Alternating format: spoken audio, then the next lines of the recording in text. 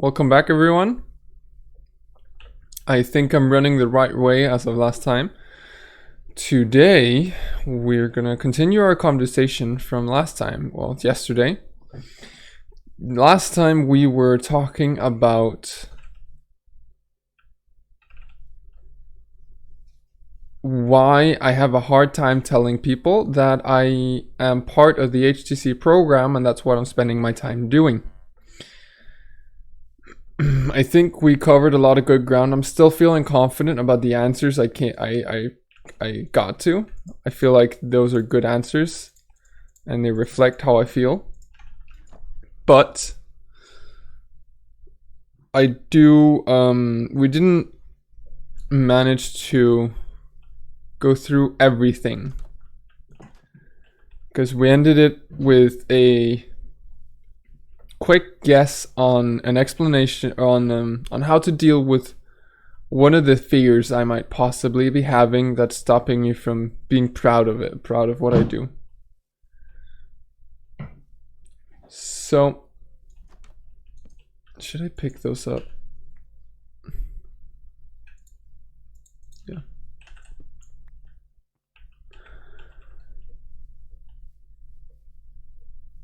We were talking about that I was afraid to lose my personality or change into a personality my past self wouldn't be proud of, or just turn into a person that once I realized who I was, I wouldn't be proud of myself. And so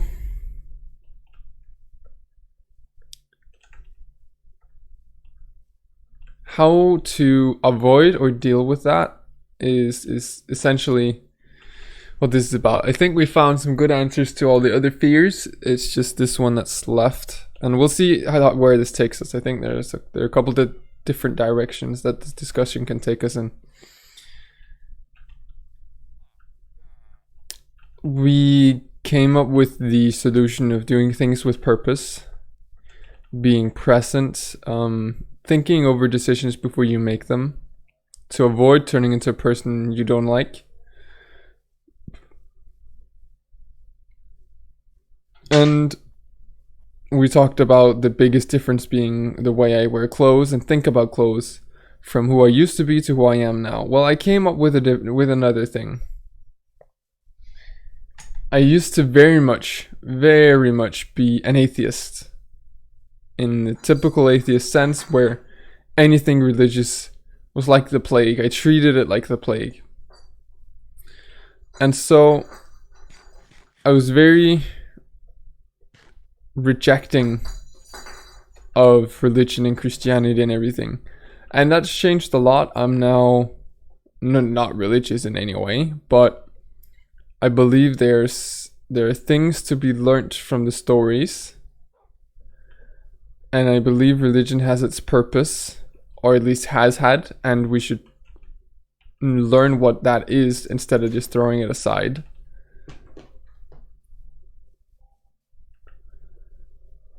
And I believe that I use a lot of religious analogies, all of it, like now. You might have noticed that in some of my other videos, arguing for purpose of life and all that. Pain, suffering. What the hell? Huh. Don't know what made that sound.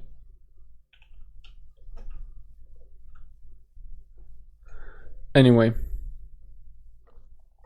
I'm very much more open to religion and knowledgeable about it now. And I think that might actually be the biggest thing my past self would starkly disagree with. But I don't regret it. I think I'm better now than I was before because of that. So saying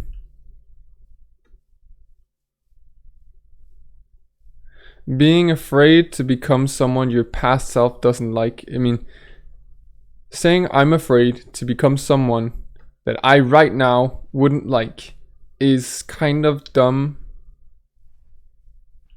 because Seriously, what is that sound? Hold on. I'm gonna try to close everything.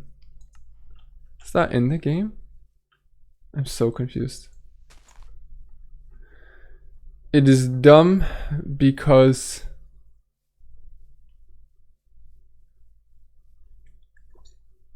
we always grow and we don't know everything now.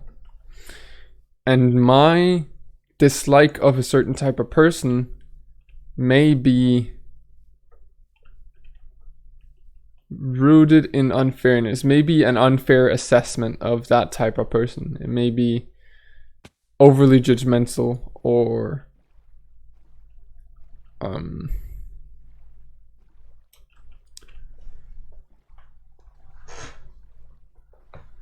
rude or whatever, right? Like imagine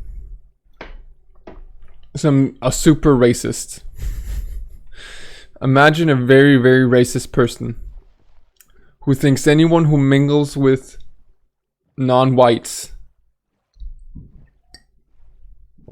is a horrible person and goes to hell. And then imagine that person changes and learns that non-whites aren't bad, and then ends up getting like a Asian wife or black wife or something. I'd say, at least based on current societal things, that's a net plus, right? He's become a better person, even though his past self might dislike him.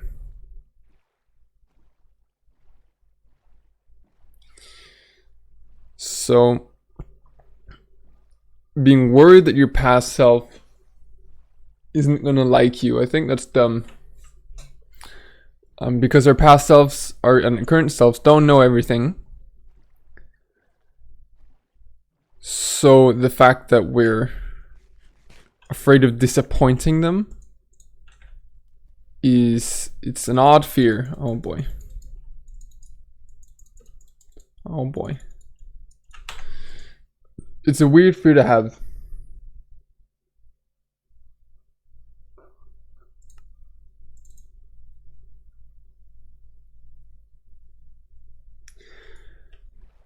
So maybe it's more of I'm afraid of becoming a person that I don't like while I'm that person. And we were talking about that. If you run on autopilot, you might become a highly unethical person without necessarily realizing, because it happens gradually.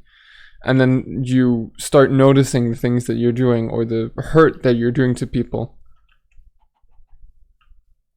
And when you realize that, you may regret the person you've become. And so that's very avoidable by being present, by being aware.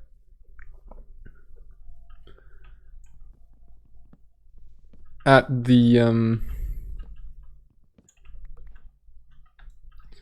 same time, I don't think that's the whole solution. It kind of seems too easy to me.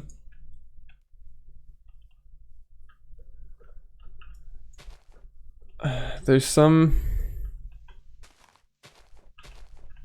because as I said, it happens gradually and you might not necessarily notice.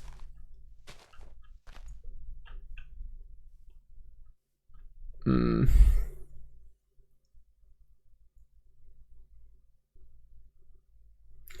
mean, you could have a lot of self-awareness.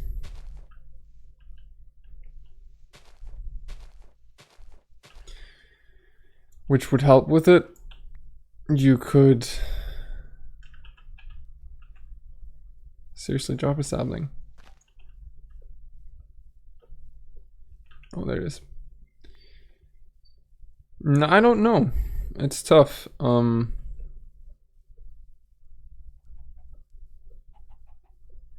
What the hell? Huh. It's very tough. It's not an easy thing to answer.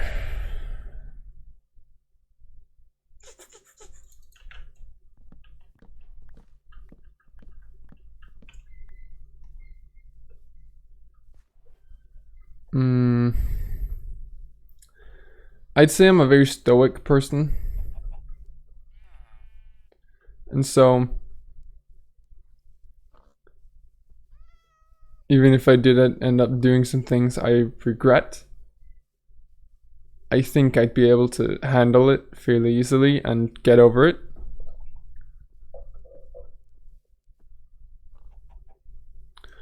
But if I have the fear and I'm turning into a person I wouldn't be proud of,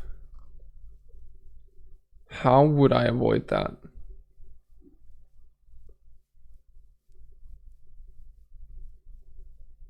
I mean, part of it is like, did I lose the boat? No, there it is. Some people are very fanatical about things, and this goes for everything. Music fans, YouTuber fans, like people see no flaw. And I usually dislike those kinds of people. And if I go 110% into something, I might just be worried that I'll turn into one of those people. And assuming I don't have the trust in myself to not become that. I mean, I guess a lot of it just comes down to you need to trust yourself. But then what if you trust yourself and fail?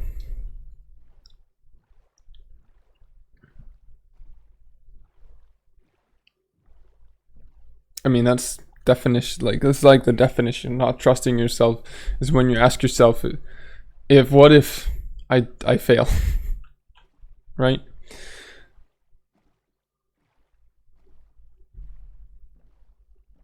So if you want to get over it short term, you just need to trust yourself. And I guess that goes for a lot of the fears, is that if you just want to get over it quickly, the easiest way is just to trust yourself, to not to make those mistakes.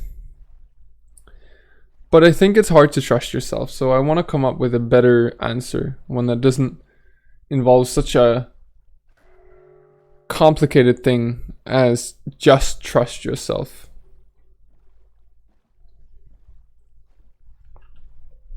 How long do I have that debuff for? Jesus.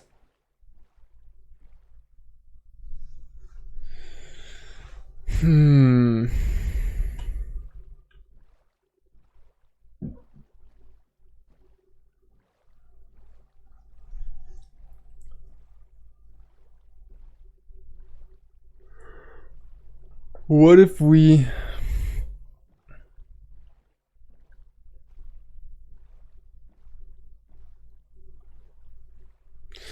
you could have outside help if you know someone and you are similar, your best friend or your partner or something. You could ask them to warn you if you start to act like someone you or they wouldn't like. And that was kind of the answer to afraid of ruining relationships. But I think it can apply to this one too, in that if you're on the same page as this person and you dislike the same kinds of people, you will have a warning ahead of time. Because so you can get outside help. You could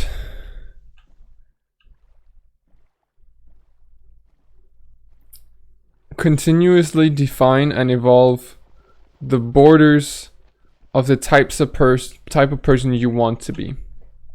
Say, write a goal for what is your ideal personality. Like, none of us are our own ideals. Okay, what is the ideal? What do I want to be? How do I want to act? What's my work ethic? What's my personality? Introverted, extroverted, active, inactive. If we have... Jesus Christ. This is... What the hell am I going to do about that? Do I have any wool? No. If we continuously define this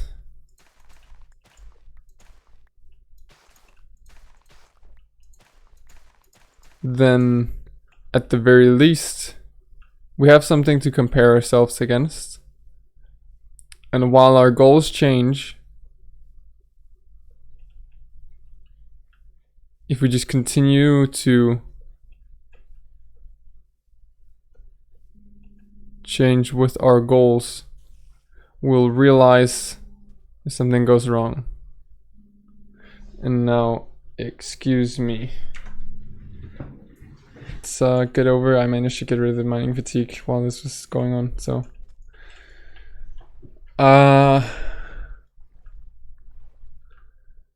The issue was that, afraid of changing into a different personality, we could get outside help. What else? Continuously define the personality, the person we want to be, and move towards that.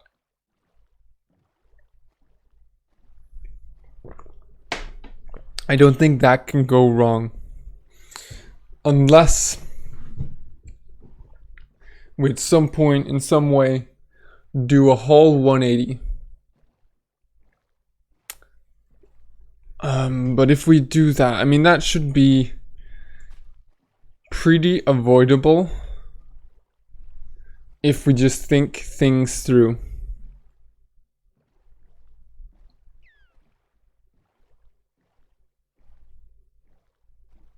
Right, okay, so here's what I mean. Thought out decisions and well thought out things and successful things, they're hard to move. Like, established things are hard to change because they work.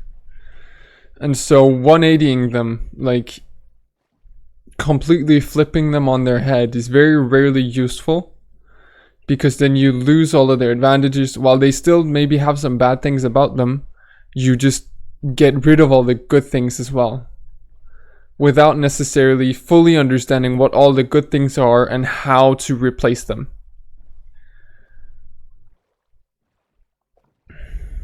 And that goes for everything. Which is why revolutions are dangerous. Because you try to flip everything on its head and you lose the good things of the old system.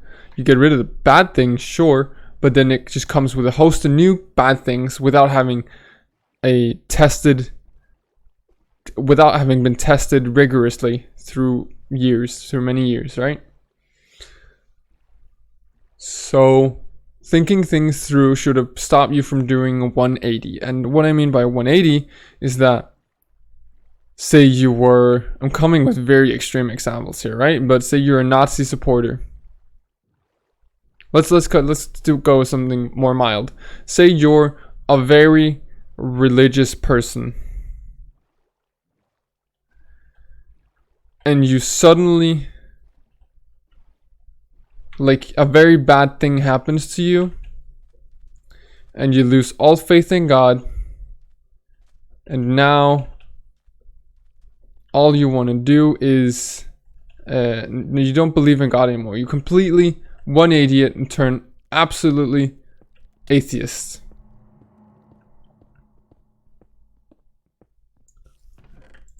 Ooh, in that hypothetical,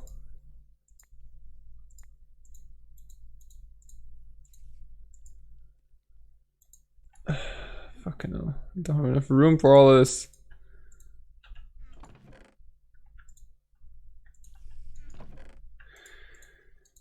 I'll leave the TNT as well.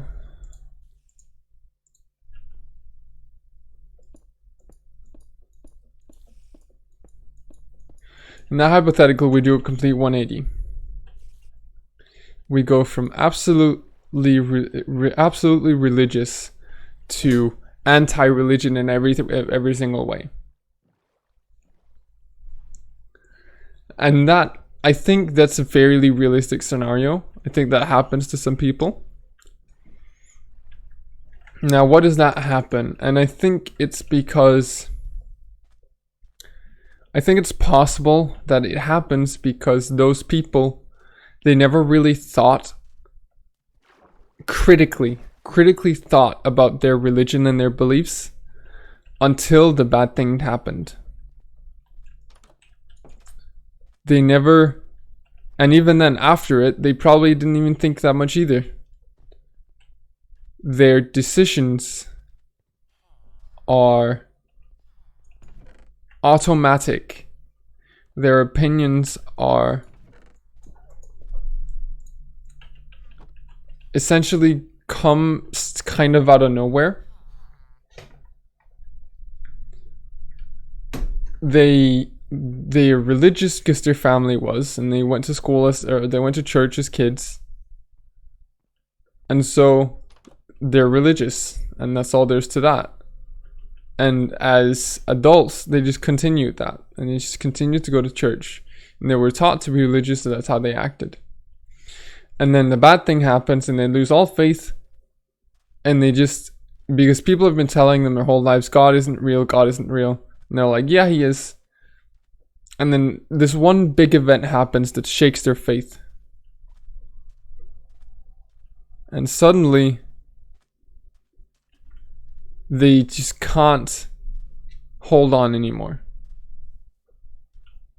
The mountain falls over, or the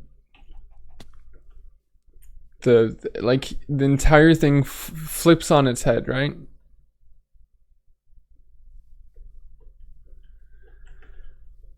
Because it didn't have a very solid foundation.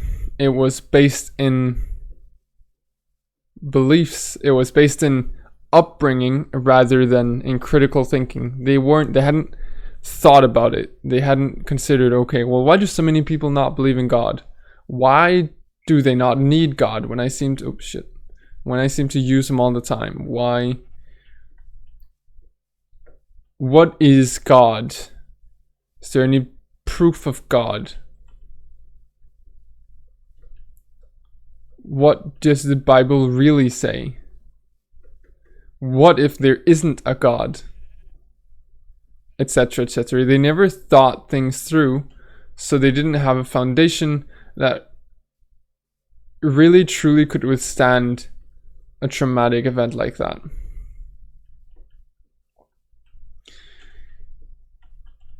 And so they do a 180, but then now their entire anti-religious belief system or beliefs are based in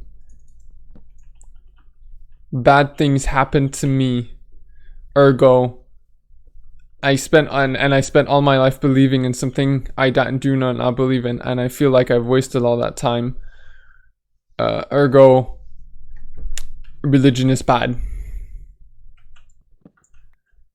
It was bad for me, it's bad for all. And so, I mean, that's not a very solid foundation either. And what they need to do again is he's like, okay, well, why did I believe in God? What were the good things that happened?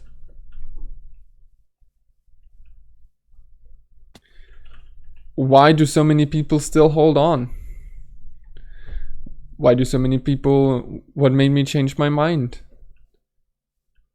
Could God still exist? Did I just lose faith? Etc., etc., right?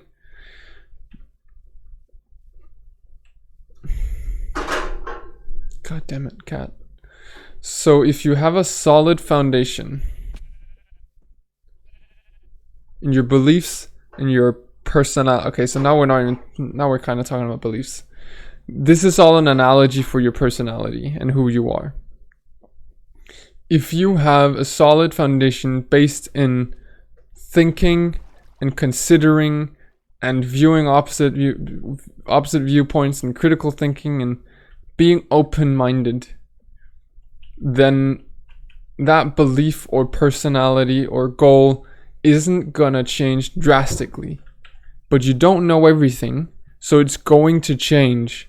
But you know enough, and you thought enough that it's not just, you're not completely off. You're not all wrong. You're not all right. but you're closer than you would have otherwise been. And so you move towards that goal, and as you get closer, you learn more, you shift the goal a bit. There's an analogy that Peterson uses, Jordan Peterson has used. I think I've actually only heard him use it once, but I really like it. And it's, when you live your life, you need to define a goal. You need to pick a target and go there. And as you get closer, the goal might shift, so you course correct. And it's like a missile and the anti-missile system. And you're the anti-missile, and the missile is your target. And you look at the missile and you say, okay, well, it's 1,000 kilometers north and 500 kilometers west. Cool, so you move in that direction. But then as you get closer, the missile has moved a bit. It's moved closer, it's moved further west. So you're like, oh, so you adjust. You turn a bit. You course correct. So you're still aiming at where the missile currently is. And you just have to keep doing that. Because we can try to predict where the missile's going and then intercept it. But this is almost easy with a missile. It's extremely hard with the person we want to be. And I'd say damn near, or not, maybe just impossible to do.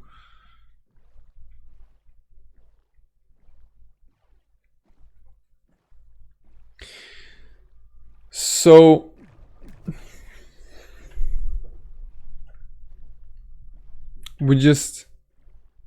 if we just move towards a goal that we define,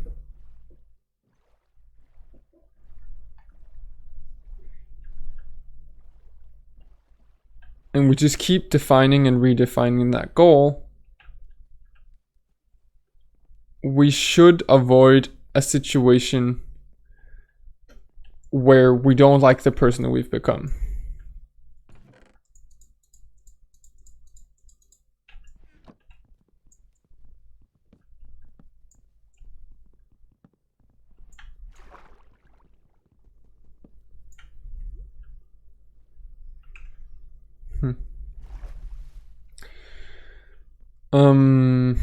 So I think I'm fairly satisfied with that answer. Which is, I'm gonna ignore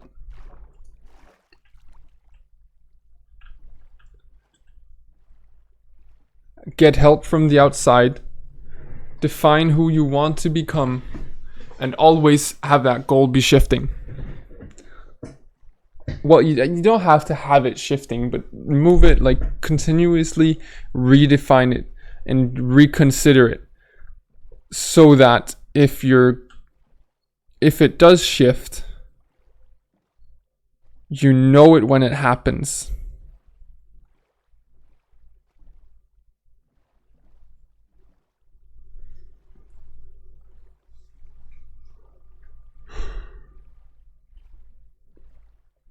Now, this is a lot of preparation, right? We have to talk to people and be like, okay, warn me if I turn into a person you don't like. We have to define our goals and continue to define our goals. And we have to think about the ethics of a situation before we before we make the decision. We have to make sure we know our ethical boundaries, our moral boundaries, like lines we do not want to cross. We have to make sure that the decisions we make don't cross those boundaries. That is hard. I mean, that's a lot of work. That's a lot of thinking. And that's tough. But I think if we truly want to... I mean, the easy answer. If you can learn to trust yourself, you can commit 110% to anything without worry. Because you'll know that you won't do anything wrong. But for those who can't trust themselves to that degree, which is an amazing feat if you can trust yourself that much. Seriously. I say you just need to think. You need to set up contingency plans. You need to set up warning systems and alarm systems to stop you before anything becomes irreversible. And you need to know where you want to go, and you need to continuously think about where you want to go, and you need to know who you are right now, and you need to continuously define that because it changes.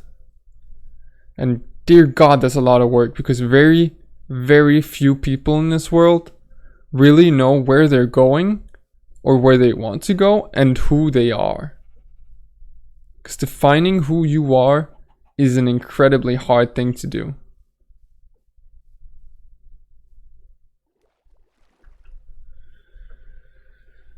It also comes with a lot of pain, doesn't it? You have to define who you are. You have to face your own flaws. And if you define who you want to be, you end up comparing yourself to your ideal, and you just have to face and accept the many, many flaws and imperfections that you have in your personality and in your life.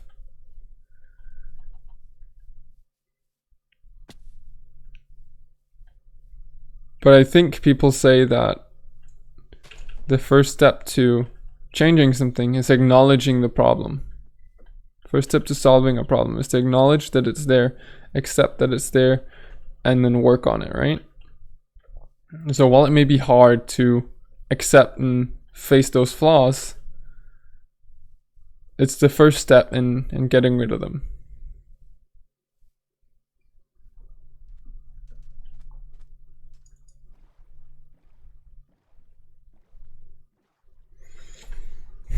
I'm trying to come up with counter arguments for all the things I've said so far. I can't seem to come up with anything in particular. We still have about 20 minutes. I do have one thing I want to discuss. I just don't think I can finish it in 20 minutes. It's a very complicated thing.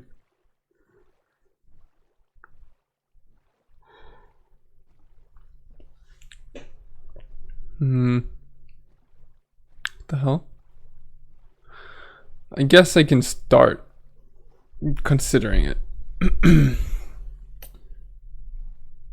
Is it wrong to lie if it does good?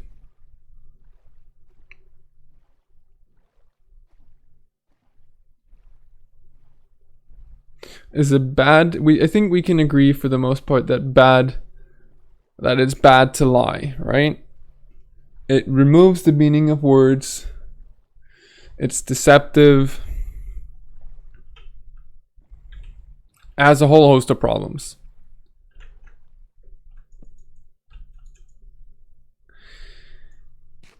But then what if... So, I guess the question becomes, is a bad deed good if the end result is good? And what if the intention and the result is good, even though the deed within it in and of itself is bad?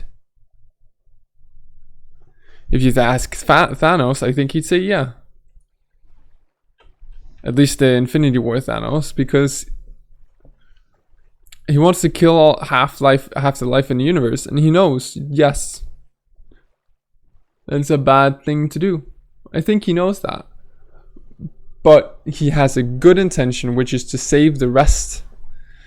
And the good result, which is to save the rest, at least in his opinion, that is what would happen. Now,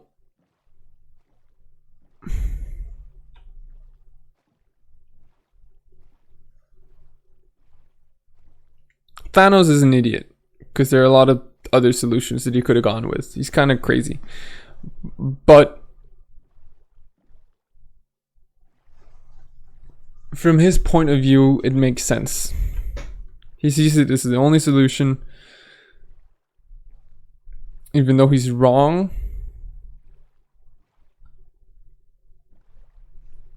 Can at least like admire his intentions.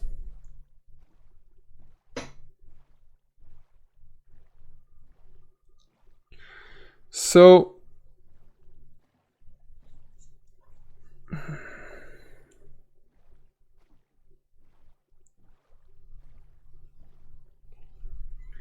what if, is he wrong? Like, is a bad deed that does good bad?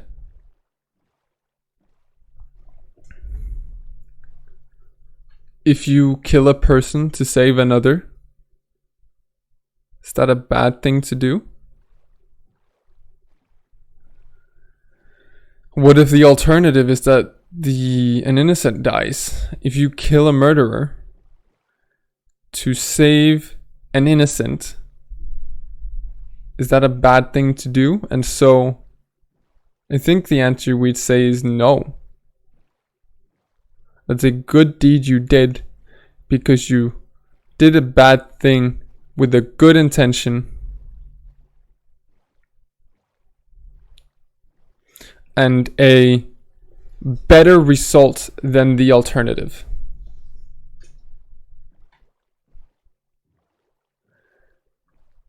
And now I'm presenting this as if it's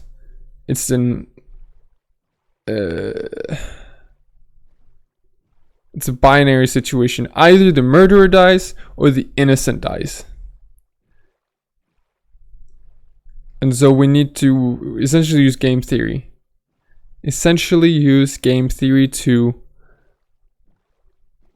weigh the cost benefit and say that the innocent essentially deserves to live more than the murderer does. Fuck me, there's a complicated issue I got into. You end up getting into fucking death penalty and oh Jesus. Let's keep it simple. In this case, I am thinking, is it bad to lie to a person if it makes them improve their life?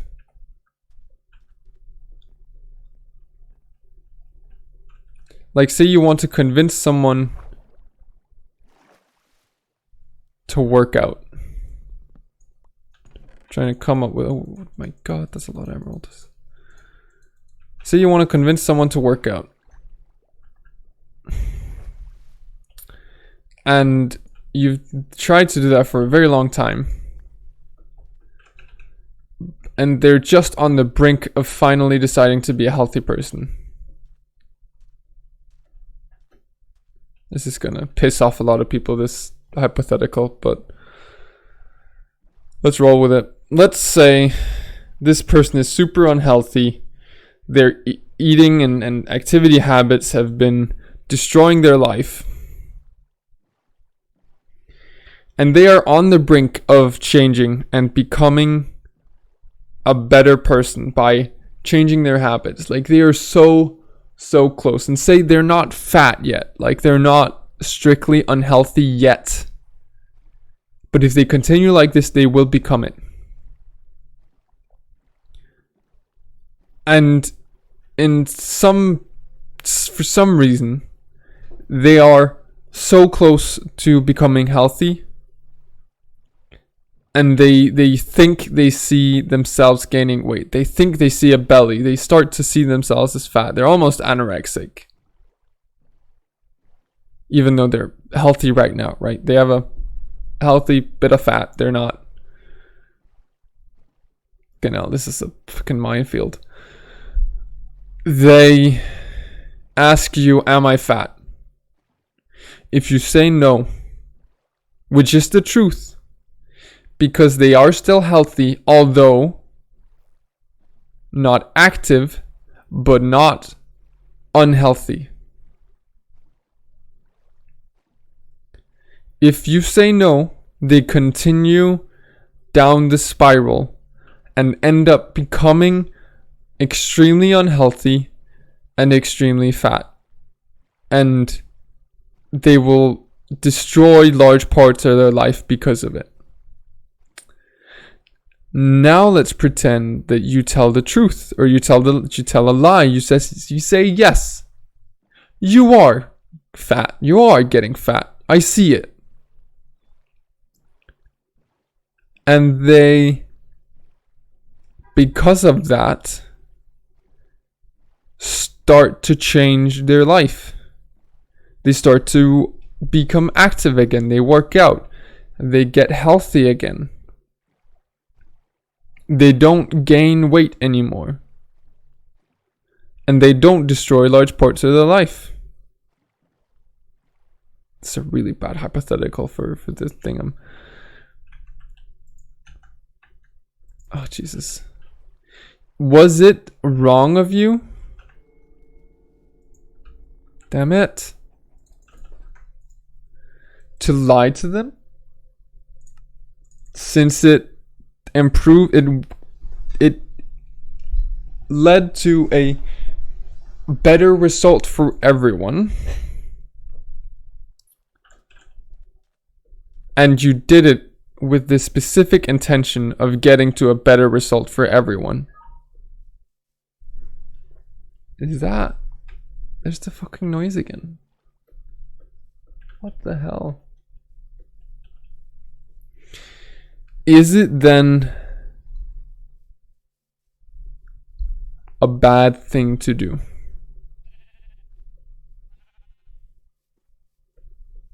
I don't even know where to start with this.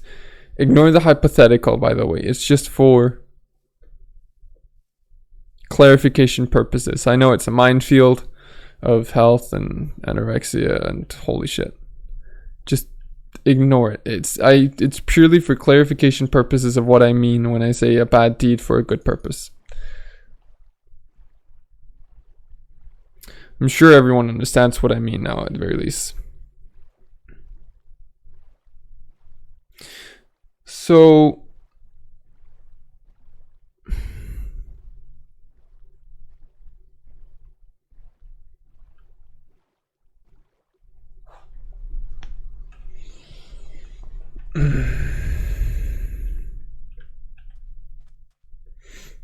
I mean, the scenario I have on my head is like, what if you lie to a person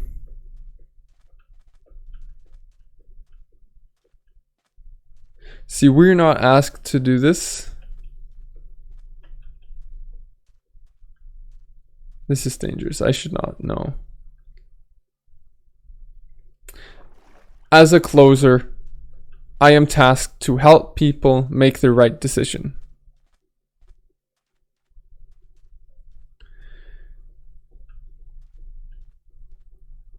And say this person asks me to guarantee, they tell me, if you tell me I guarantee you that you'll get results, then they do it. And they will take this course or program or whatever, and this program, you are confident that this program is going to change their life for the better. The problem is, if it doesn't, there's a lot of money on the line, and they're already in a bad situation, and they might just end up wasting even more of their money. So there's a lot of risk. And then if they tell you, if you guarantee me, if you say, I guarantee you that this program will do good for you,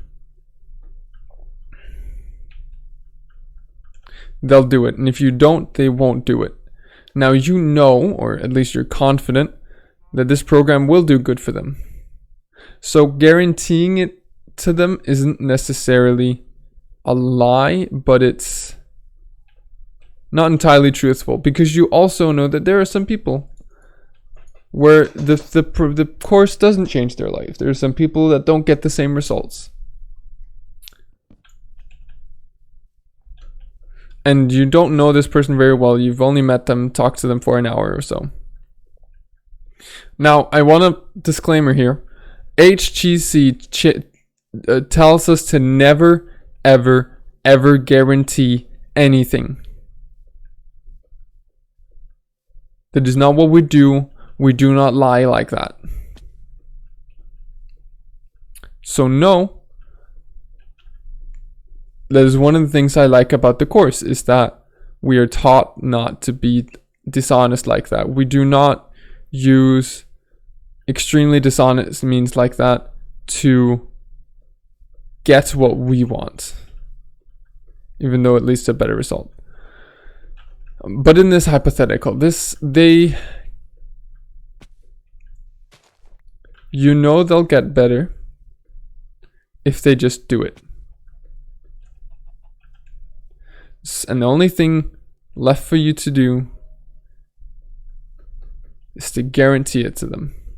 And if you do not say those exact words, they will not do it.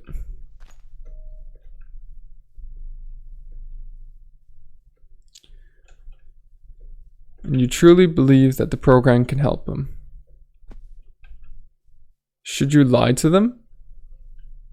Have them take the chance? Oh, dear Lord, what the fuck?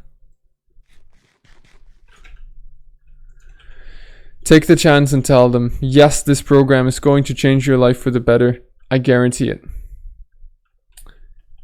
And so they do the program, and should you risk that for the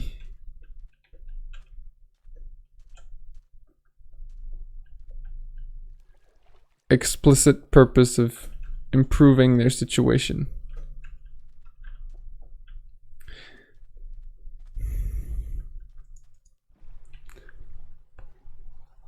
So in your mind, you lie and they get better, or you tell the truth and say, I can't guarantee anything because that is the truth, and they stay where they are, not getting better, not improving, not getting on in life. What should you do?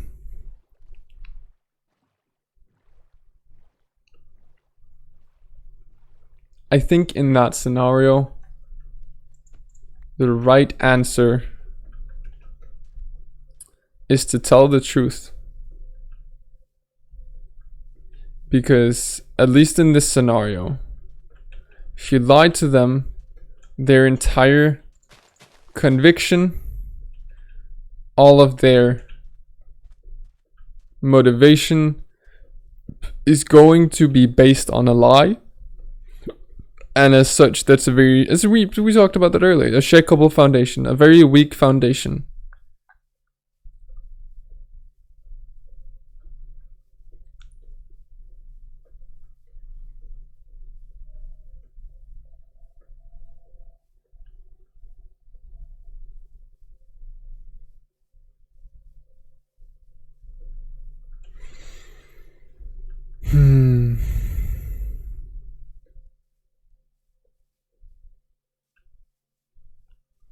So in that case, I think the best thing is to tell the truth, because even though they don't get better, they might get better. They probably won't, but they might get better. Someone else might come and help them,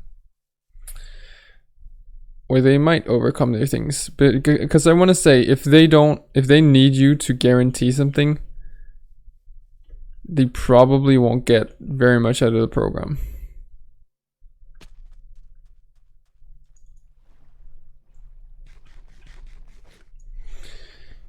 Because it's a very pathetic thing to have be the last convincing, right? It's a very shakable and uncertain promise that they're asking you to make before they make this decision. So I don't think the answer is...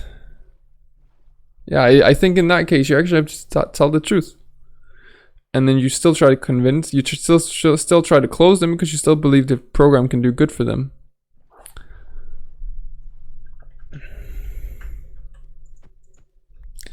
But in this case, you shouldn't lie.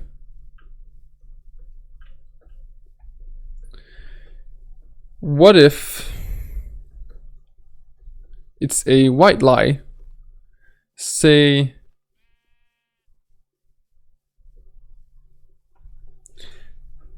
you want to go into a homeless shelter, or okay, this is going to be a very strange hypothetical, so bear with me. There's this homeless shelter.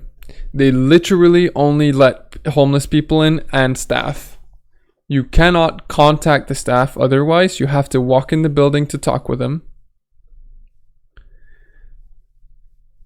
And the only way in is through the homeless gate person. Homeless people gate. What the fuck am I saying? You have a case, or you have $1 million that you'd like to donate to this shelter. They need the money. They could use it. Anyone can use $1 million. Hold on. Oh dear God, bless me. So you dress up as a homeless person, and the person that's at the gate asks you, "Are you homeless?" Now, either you tell the truth and say no, but I want to donate $1 million, and they turn you away and you don't get to donate $1 million. Or you say yes, and they let you in, and you get to talk to the person in charge, and you tell them, I want to donate $1 million.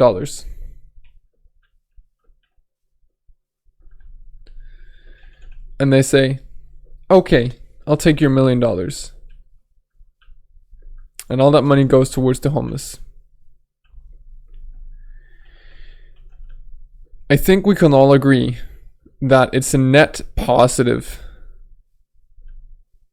to tell the lie. If we tell the lie, everyone's better off. You can live without the $1 million. It's barely anything to you. Or say you won the lottery, and that's how you got it, so you don't need it.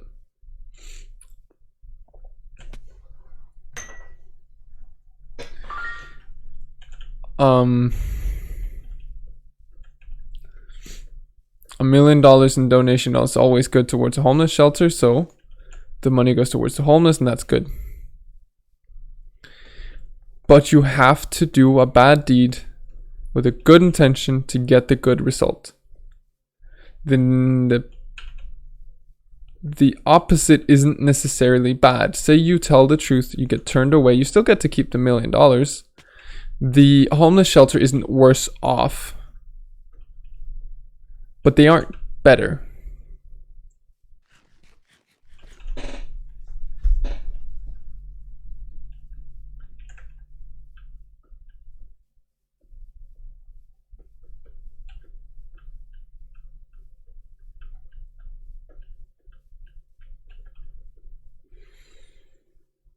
Or, I just came up with an obvious, much more realistic hypothetical. It's not even a hypothetical.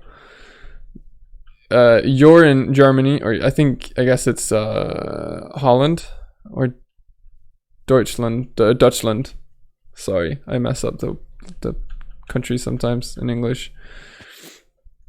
And you have Anne Frank in your attic, and the German officers are coming to your door asking you, have you seen Anne Frank, or have you seen any Jews? And you tell them no.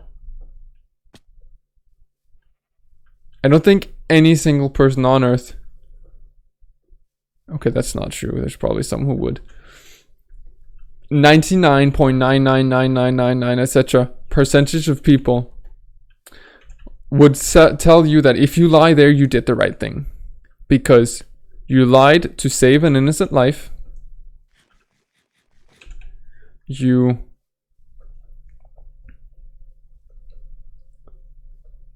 There's a net positive. The innocents lived, and you did it with the intention of saving the innocents. Very, very few people would argue that that was the wrong thing to do. To lie in that situation. to say, no, I have not seen any Jews. And I'm thinking, if you're curious, I'm thinking modern Nazis who still are extremely anti-Jew would probably tell you that that's the wrong thing to do. Just, hey, finally found a jungle, holy shit.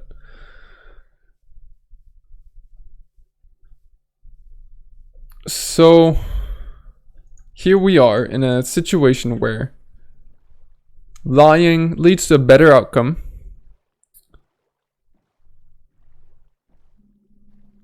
Oh, time's up. Lying leads to a better outcome,